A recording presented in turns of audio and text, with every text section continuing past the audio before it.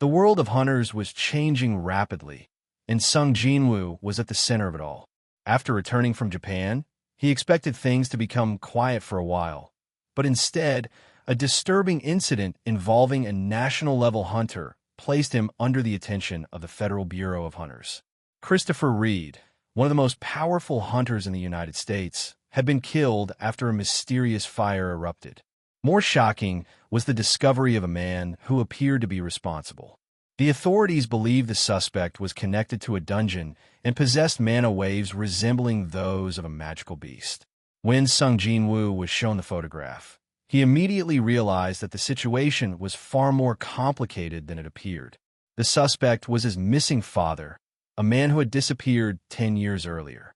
The Federal Bureau suspected that Jinwoo's father had returned as something other than a human. They also connected him to the explosion at their headquarters months earlier, when several hunters were knocked unconscious before the mysterious man disappeared without leaving a trace. Although Jinwoo struggled to process the news, the authorities warned him that they intended to issue a red notice at the upcoming International Guild Conference. The investigation would become public, and every major guild in the world would learn about the man they believed was responsible for Christopher Reed's death. The United States wanted to preserve its relationship with Jinwoo, which was why they had warned him in advance. Meanwhile, the International Guild Conference was preparing to bring representatives from powerful hunter organizations together to discuss the future of the industry. Surprisingly, South Korea would not be represented by the Hunters Guild this year. Instead, the Ajin Guild had been selected, largely because Sung Jinwoo alone possessed enough power to compete with entire guilds. Although Ajin was technically a one-person guild, Jinwoo's shadow soldiers made that description almost meaningless. Hundreds of powerful shadows could be mobilized under his command, making him an army by himself.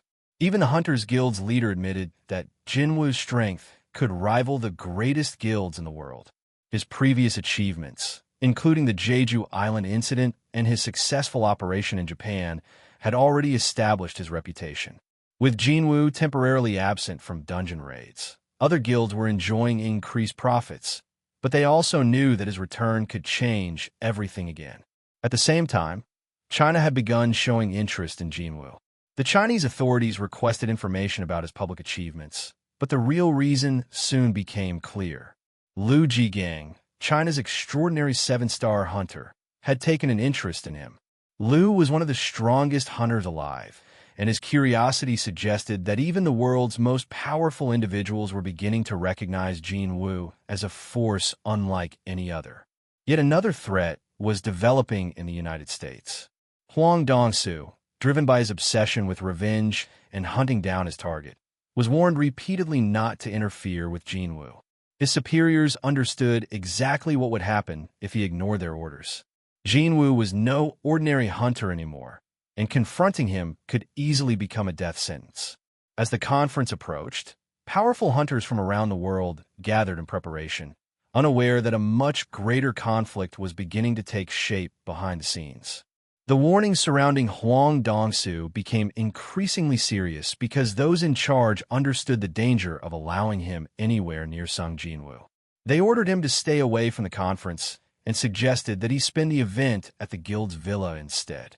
Hwang reluctantly agreed, but his expression made it obvious that he was far from satisfied. His obsession with his target was almost impossible to control, and everyone knew that he would not simply abandon his intentions. For that reason, the authorities ordered Laura to keep a close watch on him until Jinwoo left the United States. Meanwhile, Jinwoo continued preparing for the International Guild Conference, completely aware that the gathering would bring together some of the most dangerous hunters on Earth.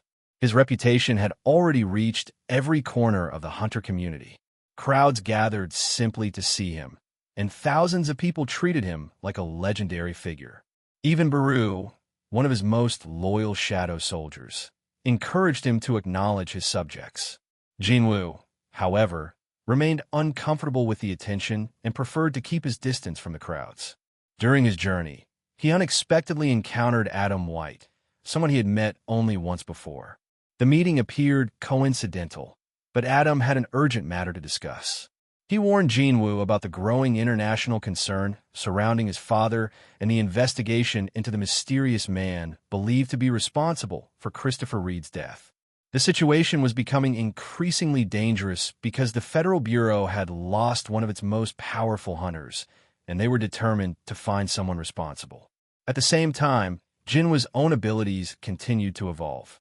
His shadow exchange skill allowed him to instantly switch positions with one of his shadow soldiers, giving him an extraordinary advantage in combat and movement. His status revealed just how powerful he had become, with his level reaching 122 and his identity listed as the Monarch of Shadows. His enormous health and mana reserves placed him far beyond ordinary S-rank hunters. Yet despite his overwhelming strength, Jinwoo remained focused and cautious. He understood that raw power was not enough when dealing with enemies whose abilities and identities remained unknown. The International Guild Conference was about to become a stage where the world's strongest hunters would gather, and Jinwoo's presence guaranteed that everyone would be watching him. The appearance of his missing father, the Federal Bureau's red notice, Liu Zhigang's interest, and Hwang Dongsoo's dangerous obsession were all separate pieces of a much larger puzzle. Jinwoo had already surpassed the expectations of the hunter world, but the next chapter would test whether even the Monarch of Shadows could survive the forces gathering around him. As the conference drew closer, one thing became certain. Jinwoo was no longer simply a hunter participating in the international community. He had become a figure powerful enough to influence the balance of the entire world, and the people coming for him were beginning to understand exactly what they were dealing with.